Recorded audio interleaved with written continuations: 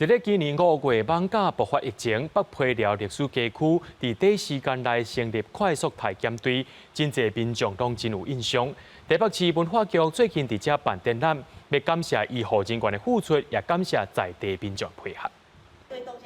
保留排队动线呈现半当前疫情爆发的场景。北溪寮历史街区除了是古迹，嘛正做防疫历史的重要见证。 所以它也是台湾第一个这样就是医疗院所之外的快筛站，那它非常有效的在当时候让附近的民众，其实你是走出你家的门，你走几步路你就到一个筛检站，所以它很有效的鼓励了很多在地的民众直接进来筛检。 叶玉清表示，迄阵选伫北溪寮做体检据点，事后证明这个决定是正确的，嘛因为建筑的特色，成为周边的隔离空间。很特别的街区的特色，